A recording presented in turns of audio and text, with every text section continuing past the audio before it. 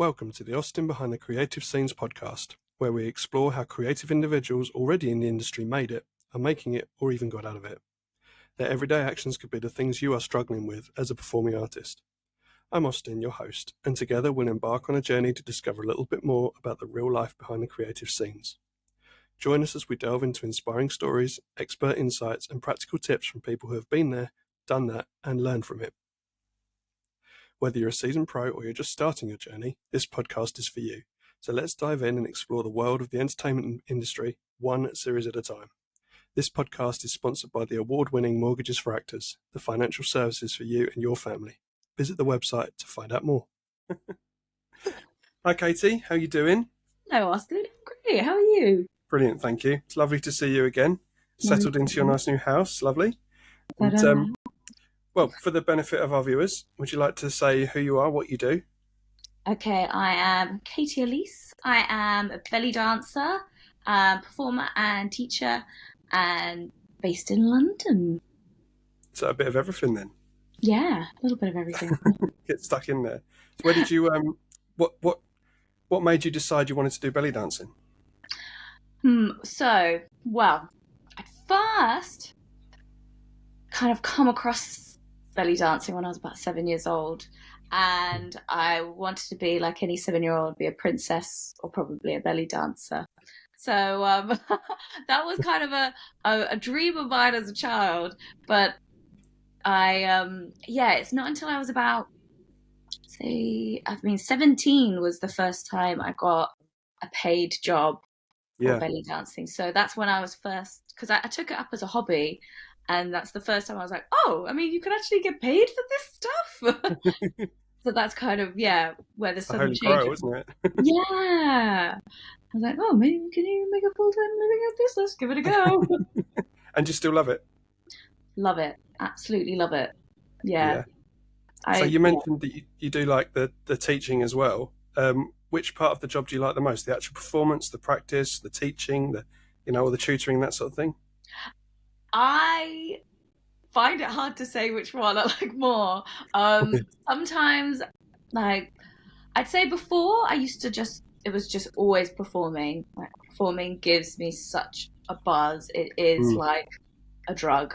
It gives you such an adrenaline high, and you feel wonderful afterwards. I used to get very scared about teaching. I just didn't think I was like a confident teacher, didn't know if I was doing it right. It's all been like a trial and error process. But after like a good 10 plus years of teaching now, I absolutely love teaching, and I absolutely love seeing my students like something like click in their heads and something works, and that they're gaining something out of it, and they're when I see them smiling and when I see how much they've progressed, sometimes that's even better than the performance buzz. So it's so hard to say now. Yeah, but it is. I mean, I've seen your videos on Instagram and your website and stuff, and you have loads of people, don't you? You have loads of people coming to learn what you do. Yeah. There's a good few bunch. It is a more niche market than say other more like Western styles, say like hip hop, jazz, ballet. Mm-hmm. It is a smaller market, but they are very passionate.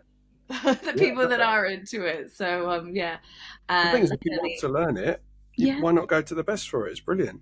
Oh.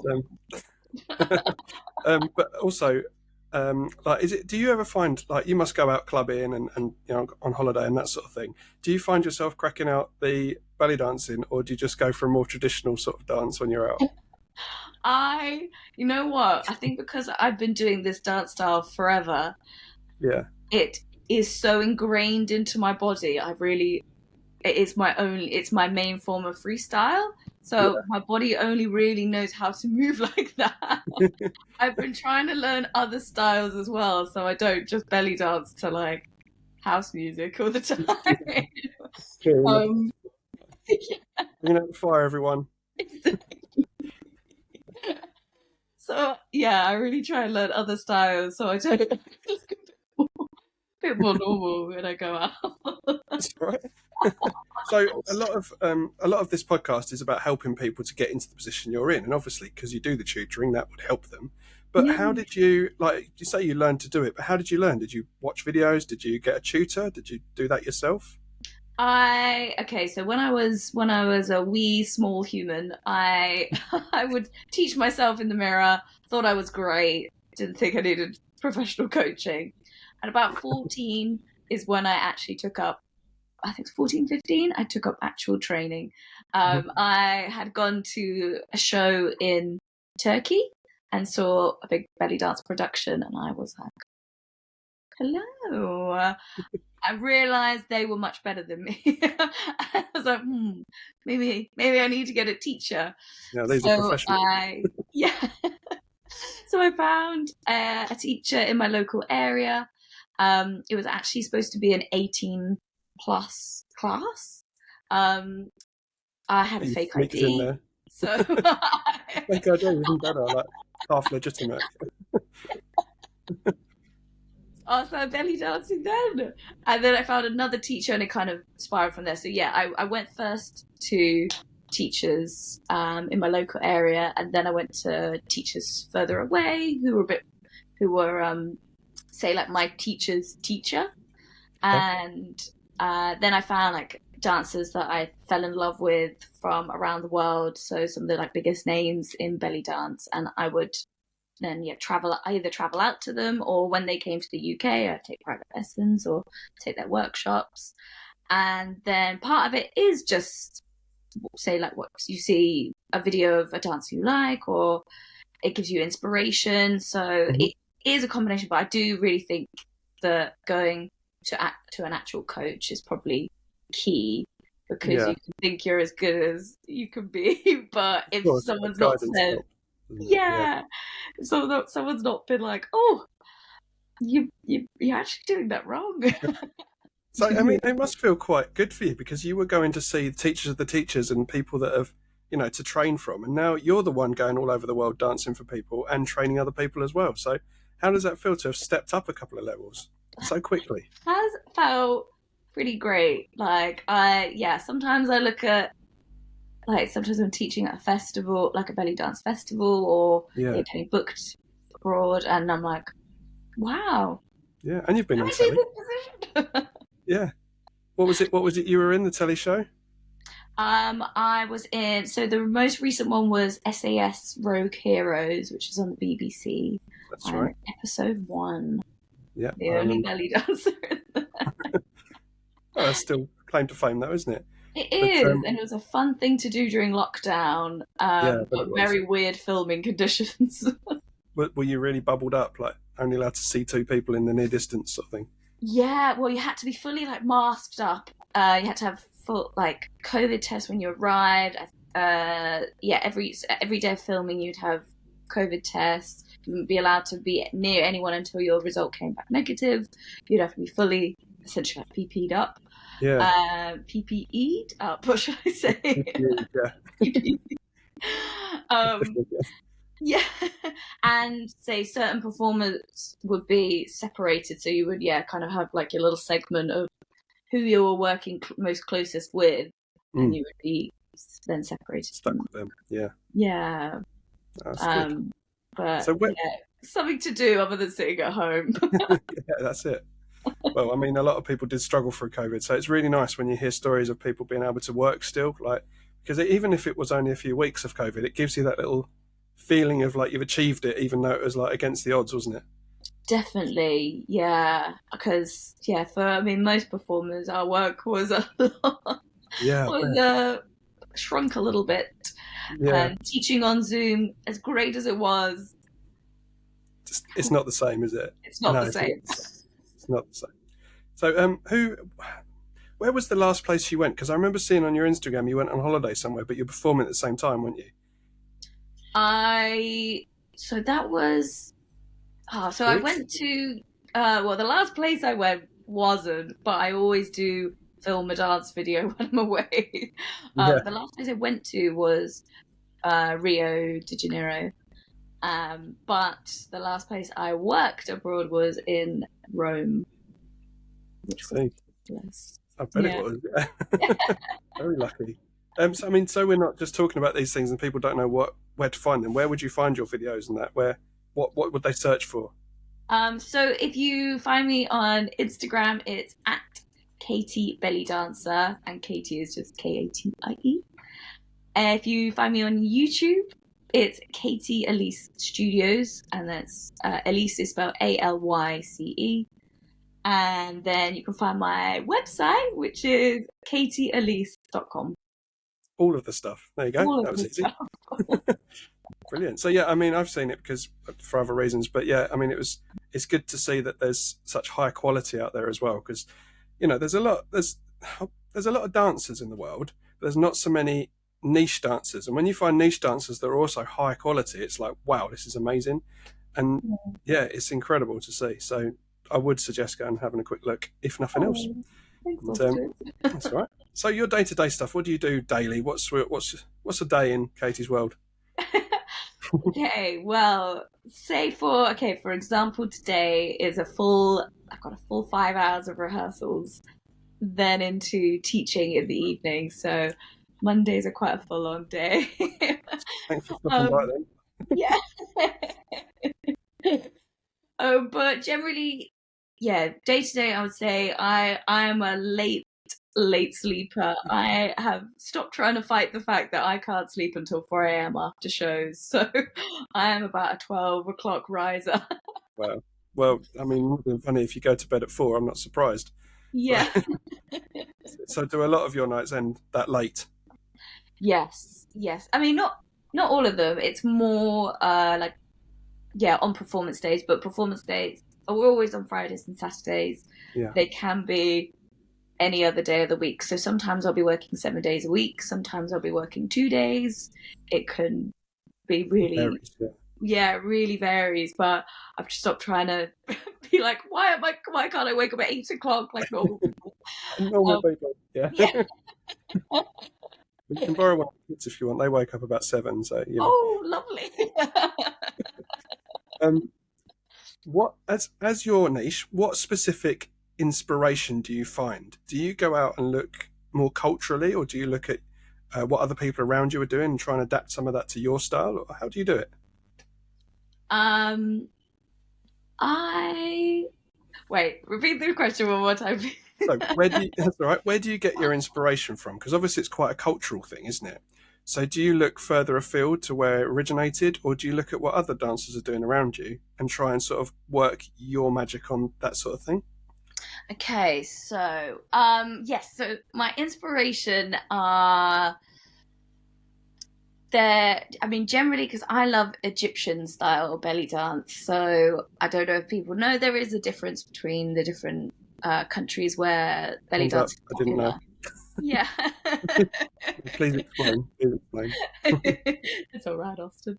Um, yeah, so each country in the Middle East and North Africa have kind of their own traditional styles. And say, like in Egypt, belly dance is very popular. And then you have kind of sub genres from there, but belly dance is kind of the overcapsulating word Yeah, for yeah, I for get that. the dance, and it's That's also the the right word. Western term. Yeah, it's not actually the name that people of the culture would call the dance.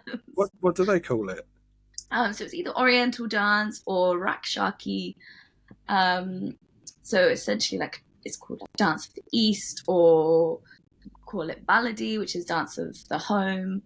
What means of the home of the country. Yeah. So yeah, Baladi dance would be dance of the home. Well, that's Um, something new. yeah, or Oriental style is like the very floaty kind of more what we would call belly dance. Okay. And what But do you find it? Sorry, go on. oh, sorry, I was just gonna say, yeah. So the dancers I love in Egypt, and they're kind of the ones I always go because Yeah. they know the language, they know the origins, they have it kind of rooted into their souls, and like watching Egyptian dances is kind of where I really hone in on. Yeah. But I do. Yeah, I do have other dancers that I like who are from other countries. So for example, maybe like Ukrainian dancers. There are like Turkish dancers, Polish dancers that I absolutely adore, and they might have a different style on it. So have their own little quirks, and yeah. So you kind of take inspiration from the people that you're loving and watching, and belly dance is huge around the world. I mean, I Mm. wouldn't say huge, but it's like it's got it's got its pocket of people that love it, and it's Yeah. everywhere. And yeah, so I definitely have kind of watched other dancers do add their own little flair. So I've Hmm. kind of found, yeah, from a lot of dancing, you kind of find your own little Yeah, spin. your own style, I guess. Yeah, yeah, Um, so would you say it's quite a hard dance to do, or it's hard to explain, isn't it? Because when you start to learn it a lot better, and you do it for longer and longer, it becomes easier. But to start off with, and for your students as well, do you find they find it quite hard to get going, to get yeah, that sort of, I don't know what it is, yeah. fluidity of the body, I suppose. Yeah, I mean exactly what you said. It's definitely harder for people who've just started. I think because the trick of all dance is to make your dance kind of look easy, it looks effortless on Yeah, your behalf. But I so find it. most people taking up the dance for the first time are like, I want to look like that tomorrow. Yeah, that's pretty much how I am with everything, to be honest. Like, I've read this book, why is it not happening? I mean, I am the same in everything else. So there you go. Yeah. But it's yeah, you can see the people who just want the instant result Yeah, and the people who are really want to get there but no, it will take a little bit longer. So you do have people who will come in and out of the style because they're like I tried it and I couldn't do it. had enough. Yeah. Yeah. Are there like specific base movements? Because I know with some dances, it's like there's only really four movements, but you kind of adapt it. So is Yeah. that how ballet dancing works? Is there like I a mean, baseline? similar for sure. Say with other styles, I'd say footwork is more of an important factor, whereas Mhm. we are super like hip, stomach, Yeah. and kind of chest based. So ours would be more rather than like taking like certain steps or grooves, we would have a base of moves from kind of shapes. So we would create circles with our body, and that can be in a variety of different ways. So you would have circles, you would have eights, um, you would have shimmies. So where you like either shimmy the shoulders or shimmy the hips, but you've got all variations on those, and then you've got like isolation movements, so like hip, chest, stomach. Um, So I'd say those four. I mean, also you've got things like undulations. Hmm. You have, and then arms are always important. But yeah, I'd say kind of most moves are starting from those positions. So as Yeah. long as you've got your circles, your eights, your shimmies, and some isolations down, you're in a good start. You're in a Yeah. good start. Okay. Okay. So that's for anyone that wants to practice. That's where you should start with. Yep. Or start from. So obviously that takes a lot of core strength, doesn't it? Because I mean, any sort of thing like that would be quite a strain on your body. So I'm guessing you probably have to go to the gym a lot or work out at home or something and try and sort of keep yourself the core strength in there, if you like. Yeah, you know what? I love going to the gym, but it can be hard to find the time. Yeah. So, but yeah, it is important to say do cross training and yeah, build your strength, especially when you're a beginner with belly dance because you are going to struggle with the amount of like abs and oblique manipulation you need, and Hmm. you are using your glutes constantly to power movements. So you're gonna get a nice little workout around around here and down. Yeah. Um, and yeah, a lot of movements powered from your thighs as well. So yeah, it's good to definitely do some working out with it. Yeah. But you will grow that strength from repeating the dance. Definitely. So, what's the history of this kind of dancing? I mean, like you say, where it came from Egypt and that sort of thing. Is it one of those dances that's really ancient? Is it something that they've been doing for so many years? it's super ancient. I think it could potentially one of the oldest dance styles in the world. Its origins, its full origins, you can't say exactly like how it started, when it started, but it has ties to religious roots. Yeah. That people have spoken about. It's potentially come from a mix of Indian dance and Iranian dance put together. So using the hip movements and the arms over the top could have been spread through the gypsy Silk Route. Yep. But also, yeah, it ties back to you find paintings in Egypt or like carvings where you can see the dance happening. Wow. So it's it was originally a dance from women to women. So it's not the same as it is now, where it's more of a performance for everyone. It was more of an intimate space, women performing for women, because it's seen as a fertility dance as well. So it's supposed to help with things like childbirth, which is an extra positive.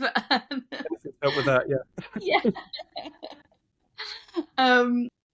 But yeah, so it's very old, and potentially Egypt was the first place to have belly dancing as we know it. But Turkey also claim it, Lebanon claim it. Yeah. So I can't tell you which country. They might have all happened at exactly the same time in each country. Yeah. So they're all the origin. They may have all had their little styles on it, and it's sort of come together to make a more universal one.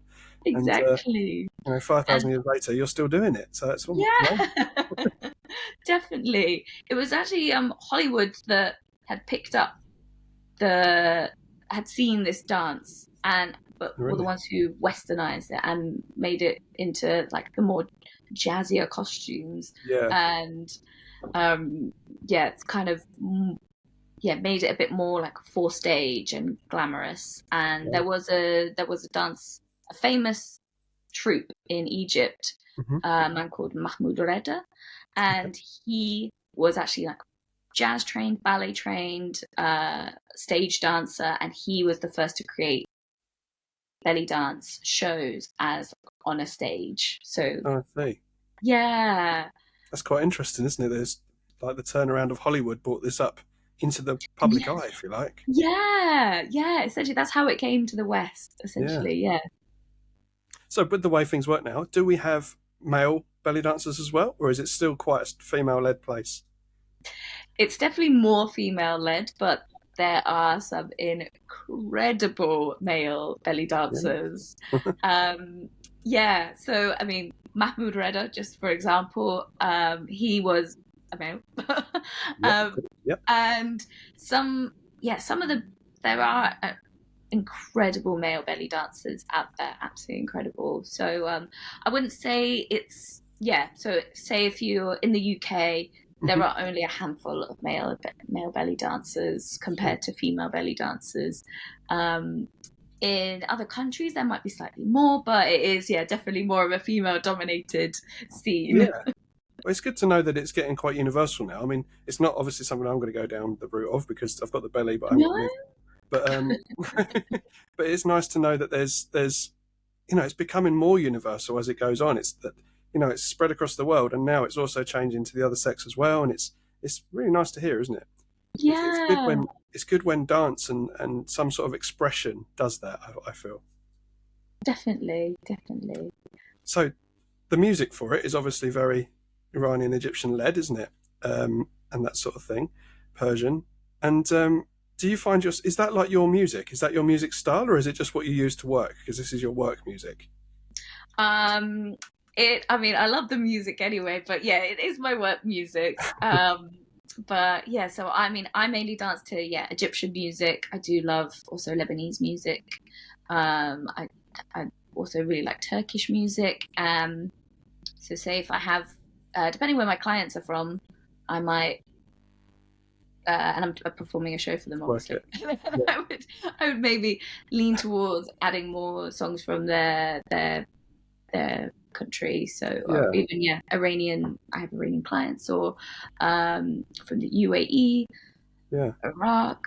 So it's important to like know the different music and actually have an Yeah. idea of the understanding of their different styles of Yeah. dance from countries, because they are very different, even though No, they're that's still it. kind of encapsulated under the very broad term of Yeah. belly dance. So you don't have like your go-to set list. You just do the dance as you feel that they would want to see it, if you like.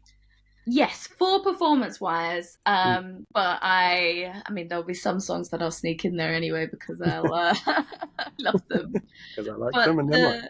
the yeah, but the way say a performance set is laid out is generally you start with a big opening song, and you would you potentially use a prop for that.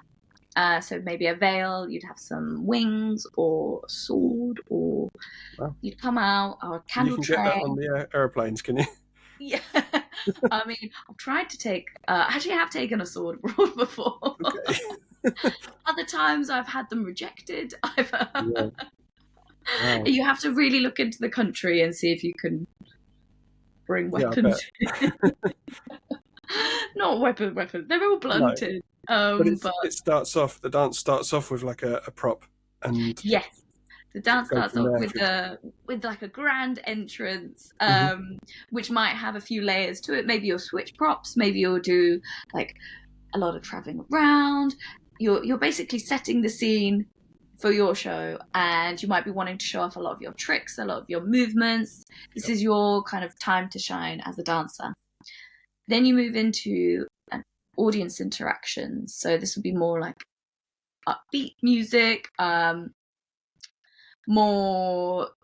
music where you can kind of get into the crowd, like pull people up to Party dance. music, yeah. Yeah. Say if it's a wedding, you'd go straight to the bride and groom to pull them up to dance, and you would just start mixing with everyone. Then to finish off the show, you would have a drum solo to finish it. So getting to show off again all your isolations, all your technique, Yeah. and drum solos always start small and build. So it's a really, really great way to finish the set anyway. Crash and you're gone. Exactly. To the floor. Awesome. So do you feel that do you feel that you still get the same love out of the work that you've always done? Or is it more? Yes. I don't know if it's more. I don't know if you can get more.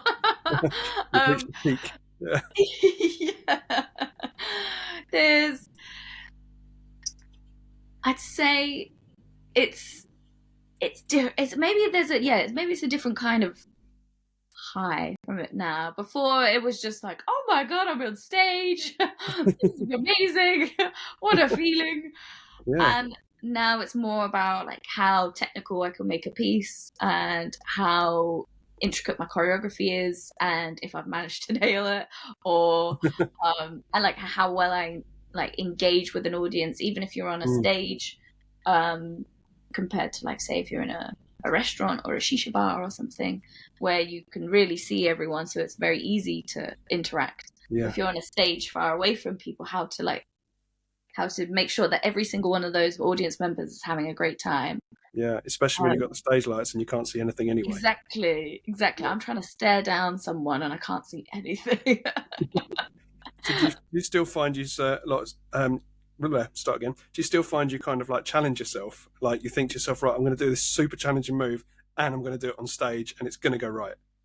Yeah. I mean, Austin, I can't tell you, the adrenaline that happens to you, you can do crazy things. You may have only done it once in your life. And you're like, yeah, I'll throw it in there.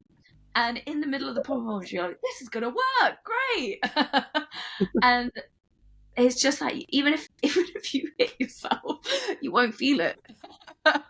If it goes wrong, you probably won't notice it.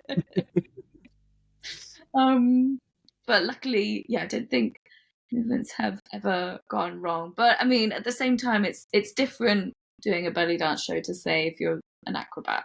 Yeah. Like, we haven't got quite the same risks. Well, I don't know. I mean, you play with fire. So. I mean, I do. I do Swords, play with yeah. fire. I guess, yeah, there is some more challenges with that. The sword. I mean, with the sword piece, you are moving quite slowly, so you have a lot more control. I'm With assuming it's not a fire, sharpened sword. I'm assuming it is blunt. it is blunted, Good. but it's not completely blunt. Okay. I accidentally have had a sword injury before, but it wasn't during my own performance. It was a client who was drunk and picked up my sword, dropped it, and it went through my foot. Oh, wow. So that is definitely one of the risks of doing this is other Yeah. people. Yes. What an interesting story it is telling the nurse at the hospital why you have a hole through your foot. Yeah, and they would have reported. I mean, you must have told him it was a sword, and they must have straight away thought, hang on a minute, maybe we need to get the police in here. I mean, they were like, do we need to give you a tetanus shot? Like, how old is this sword? It's ancient, yeah. Yeah. You've been jousting? I don't understand. So, apart from that one, sorry, go on, carry on. I interrupted you, carry on. Oh, no. I was going to say, their faces. I mean, this was also just straight after COVID part 1. And yeah, no one could take me into the hospital, so I was hobbling into the hospital one leg. Not using a sword as a crutch, sort of thing. Essentially. Wow. They just left you to it, and you had to go get your foot stitched up. And yeah. Did it stop you dancing for long, though? Sorry? Did it stop you dancing for long? It was a solid 2 weeks of not being able to physically really walk. I'll put any pressure on it. I mean, the first 3 days I couldn't physically walk at all. I was like half crawling. But I was actually running a retreat 2 weeks later, so I had to sharpen up pretty quickly. That's crazy. Yeah. Well, I'm glad you're back on your feet again. I mean, that could have. I mean, what if it had gone the other way? Could it chopped your foot off or something? So. I mean, yeah, the hospital said, they were like, "What?" I like, this is amazing. It's not any arteries, any like you haven't broken any bones. It's just like a clean straight through. That is really lucky. So maybe don't let people play with the swords anymore. I'm very strict with people. As soon as I've taken it off, I hide it. No, not for you. Yeah. So apart from that one, do you have any funny stories about your dancing or your career or even anything? I mean, I have many a story always. Without dropping anyone in it, then. I know that. Don't think about it. So, story. Probably. We can come back to it if you like. I could think of. I mean, this one is hilarious. So, me and a friend, when I lived in Australia, so I was based in Sydney for a year, and I made this dance partner friend, and she's still a really close friend of mine today. And we just got this booking through at the Sydney Opera House. Nice. And we were like, yeah, wow. How I haven't been here long, and I managed to get a gig at the Sydney Opera House. I made it. And so we get the call time in, and we see 7 o'clock, and we're like, great, we'll be there. We'll be there at like 6 p.m. We'll give us an hour to get ready. The agent says, oh no, it's 7 a.m. Oh. Okay. I mean, we have to. Yeah. Okay, sure. Why not? So we turn up to the Sydney Opera House. We realise that there's construction work being done on the Sydney Opera House. what's going on? Who's going to be coming to watch us if there's construction work going on? Turns out we were dancing in a terrapin just off of the Sydney Opera House for the construction workers for the Sydney Opera House. It was their Christmas party at 7 a.m.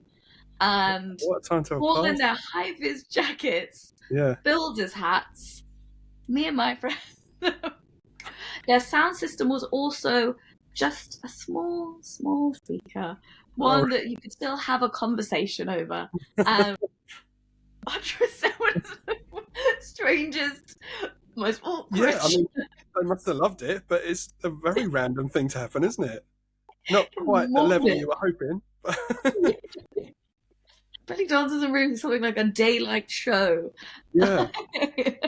What happened afterwards? Did you just sort of like, oh, bye then, just walk off? Yeah, we left. I think we got a coffee, maybe got some breakfast. Well, builder's breakfast, you can't go wrong with that, can you? Well, that's interesting. It's definitely something to double check with the agent next time if that happens. Yeah.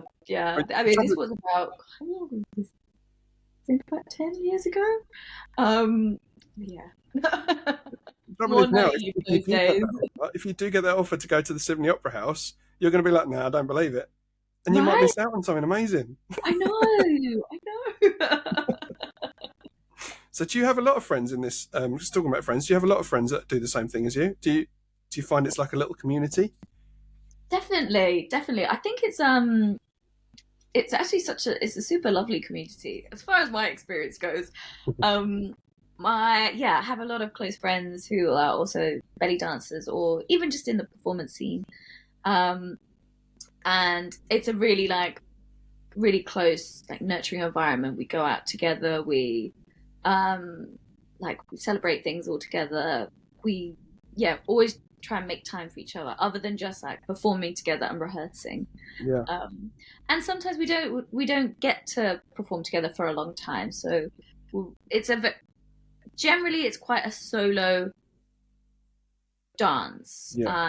But it is amazing to dance with your friends, so getting to work together on shows, that's so lovely. But when you're going back to back on shows and it's just yourself going place to place to place most days a week, then it can get quite isolating. Even though it's a very sociable performance, you are literally in that venue for maybe half an hour and then you're out and next place, so you don't exactly get to have a chat with anyone. So I think it's really important to have a nice close circle around you, and you get to help each other out. You can find cover for shows if you are unable to make another show, or and it's a nice support network, and good to go to people for advice when you might. Do you find they have their own separate styles as well that complement yours? Because obviously no one person dances the same as the other, do they? So definitely. I think I think everyone's always got their own flair on things. So there's definitely parts of my friends I'm like, I know that's kind of like a signature part of their style, which is actually quite different to how I move. But everyone's it's a gorgeous style and everyone makes it. It's just so nice to see that everyone it doesn't look like robots all the same. No, that's good as well. It's good to know that it's sort of a personal thing to you as well, not just you but them too, rather than just someone trying to carbon copy you, if you get what I mean. And it's something I say to my students. It's important to maybe not just train with the same teacher, as much as I don't want to let any of my students go. I love them all. But it is good for them to kind of branch out, maybe take workshops from other dancers, or if they travel, maybe take a private class from a dancer from abroad. And to watch videos of other dancers, because it makes your style a little bit it fills it out. What you like. Exactly. Rather than just being me. That's it. I mean, you don't want people to be you. You want them to be you, but them, but you help them to find themselves, I guess. Exactly. But I don't think, for a beginner, I don't think that's necessary. Like, I think it's good to just find your feet with the dance first, and then once you're more confident with your own movements, and to start. So somebody who one day, I'd say this tongue in cheek, wants to be like you, but obviously in their own way, they want to start on the career path that led you to where you are. What would you say? How would they do that? Basically, how would you say? Okay, I would say it's persistence is key for sure. Yeah, Like I said, you can tell the difference between people who just want an instant, say like instant fame or instant yeah, gratification, and people who really work to do it. I got my first paid gig when I was 17. I went full time at 21. But when I say full time, I just meant I quit all other ties. I technically was not earning enough to be a full time person. Yeah. So it's for me it was about cutting all bridges with other work, so I couldn't rely on any stable income. So I had to force myself to make a living and make money. And that included, having to keep training and keep learning how to be a better dancer, because the yeah, better you are, the more work you get. The more work you get, obviously, the more money you have, the more you can put into training again, and it kind of goes round and gets you better and better costumes you can get. So it's been a long process for me. I did trial and error on how to learn how to teach it. Like the first time I ran a class, I think I had one person show up. And then I was like, okay, well, one-on-one. yeah, exactly. They were paying the price for Yeah, a group class, but got private tuition class. So just taking that time to kind of see what works, see what doesn't work for you. Building your, and always make sure you continue to train. Like, I do see some dancers who get to a certain level, they start making money from dance, and they're like, cool, I don't need to learn anymore. yeah, this is done now. Yeah, and I'm like, no, you have to keep like it. I don't think you can ever be the best No, that you you can have to be. keep pushing, don't you? Always Yeah, push. definitely. But anyone that wants to become full-time belly dancer or dancer performer, I would say, depending where you are in, like, how old you are. Hmm. Like, for me, I could live off just rice, bag of rice when I was younger, and Yeah, not have to have any like nutrient dense meals like I'm obsessed with now. Like, I didn't have a certain standard of living that I was trying to yeah. get back to. I had zero standard of living. So it And was a very easy bar to me. that's it. So And you made do until you got to where you need to be. exactly. So I could handle zero money coming in at times and just keep working my way up. But if you're if you're already earning a certain amount with a full-time job and looking to make that transition, I would say just start building up the work. You're gonna have it like a little bit harder, just in the sense that you're gonna have to start upping your performance work to then, until you're at a certain level where you can start decreasing Mm. your normal hours. That's Or time management sort of thing. yeah Yeah, so that can be challenging, but so you might be somewhere in the middle where you can maybe even just start taking a few extra jobs, take yeah, a few extra gigs, start teaching some classes, and then hopefully you just have to stay persistent with this, because it will fail. yeah. Like, like becoming a full-time performer, becoming a teacher, you will have crashes and you will fail, but it is about just keep it going, and Mm. you'll figure out how to make it work, and it will work. Up again. So, Yeah, yeah. yeah. That's it. So what? I mean, talking about challenges, what do you find the biggest challenge about your job? I mean, COVID was a challenge, but Apart from COVID. yeah. I would say the biggest challenge is I mean, I guess there's some challenges that I can't do anything about. Say like recessions, like the economy. Yeah. If there's less people with less money, they're not going to be booking performers quite as much. Like we Yeah. are more of a luxury item. Yeah. But at the same time, if you're a good performer, you'll still get booked. But yeah, so yeah, I'd say world situations can cause. So do you find it's the booking sort of thing that sort of is the hardest bit, like getting people to keep booking you? Yeah, I know. A lot of the time, my work is that I dance for private shows, so it's more like weddings, birthdays, so one-off events. So that if some people just might not want to have any entertainment. So yeah, it's the bookings of like one-off events. Like, but there are a lot of people who do want it. So yeah, it just depends. Like maybe the time of year. Yeah. So certain times of year, it's a little bit quieter. For example, with Ramadan, it's quieter for all belly dancers. January can be quiet. Sometimes it's not.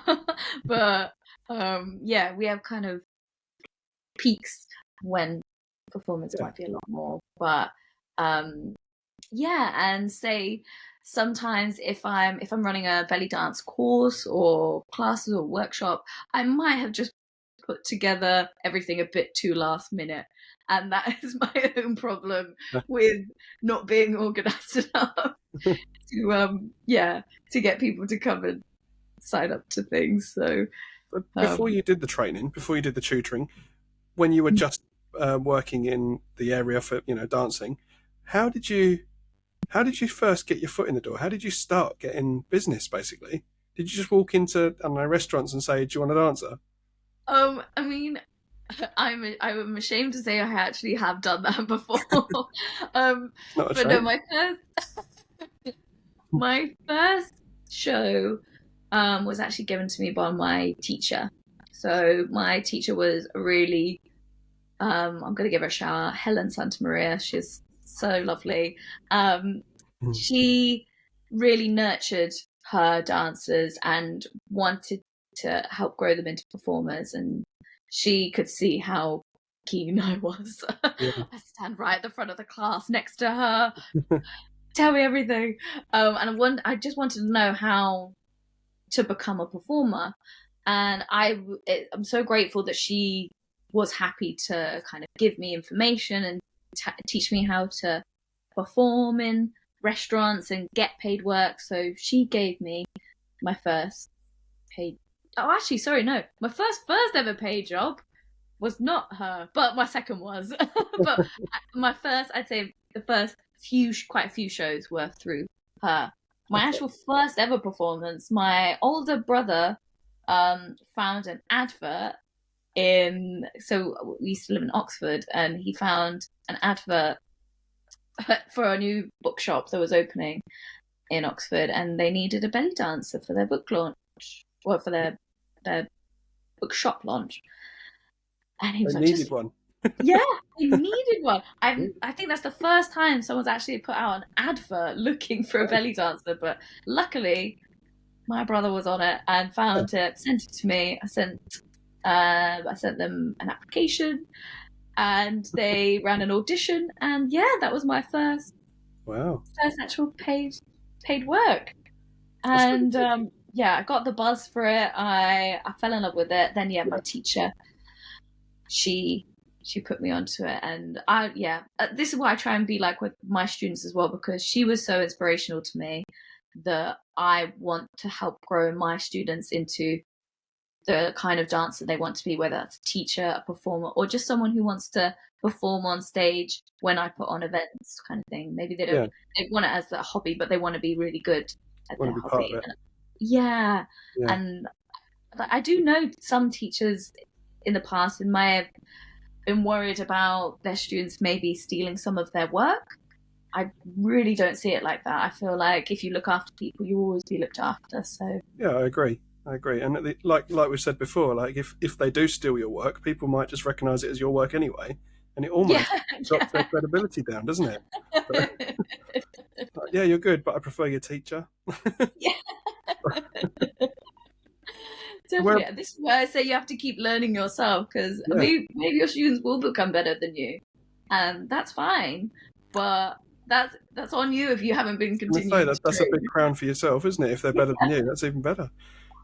So whereabouts is your studio? Where do you practice? I practice actually for my self practice. I do it at my gym. Luckily, they have some dance studios, which is fabulous for me. And then I teach at Base Dance Studios in Vauxhall in London. And I also teach at Dance Works in Mayfair in central London. But yeah, then I can teach other workshops, but they're where my courses are based in London. And how would people get in touch with you to book that in for themselves? So you can drop me an email. You can check out one of my websites. So I have two websites. I have another website, which is katybellydancer.com, which is where I put up my courses and my workshops, things like that. So it's more my teaching website. Again, I put everything up on my Instagram, put everything up on my... No, just on the Instagram. Sorry, I'm Facebook as well, but I'm not really a Facebook user, to be honest. But Instagram is probably the best place to find me, where I talk about where my classes and workshops are. And they can be a complete beginner, can they? Yes. Well, you can come to me as a complete beginner, but that would be more for private classes. So I teach intermediate level and advanced level. And the advanced level is more advanced professional level.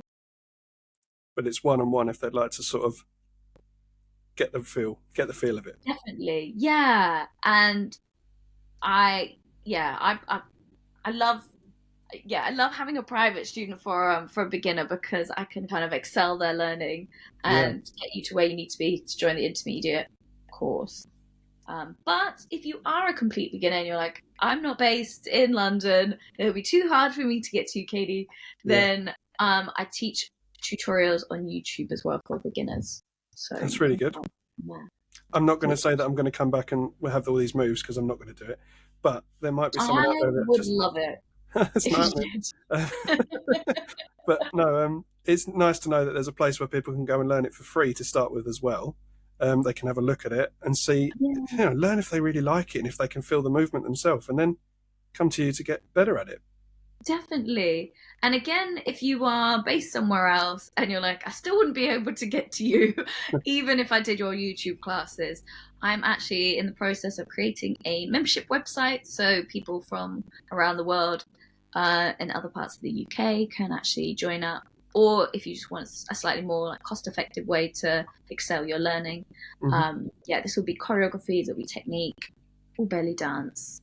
And that should be launched in the new year. So depending when you're listening to this, the website will be called katyalycestudios.com. Awesome. Well, Katie, I think that's enough. I think we can call that a day. So thank you so much for coming on, and really appreciate it. And I'll let you get back to your incredibly busy day as usual. I do remember you as one of the complete workaholics, and I'm sure that will be going on for a very long time. Is there anything you'd like to say before we go? No, this has just been lovely. Thank you so much, Austin. It's been so nice chatting with you. Brilliant. Advice for new people in 3 words. Go. Wait. Cool. I want to tap my head. That wasn't scripted. Persistence is key. That's absolutely brilliant. Well done. Straight out of nowhere as well. So I like that one. Well done. Anyway, thank you, Katie. Have a lovely day. See you later. Bye. See you later. If you would like to guest on the podcast, or if you know someone who would, please get in touch via the website www.mortgagesforactors.com, or look for us on our social media, Instagram, Facebook, or TikTok.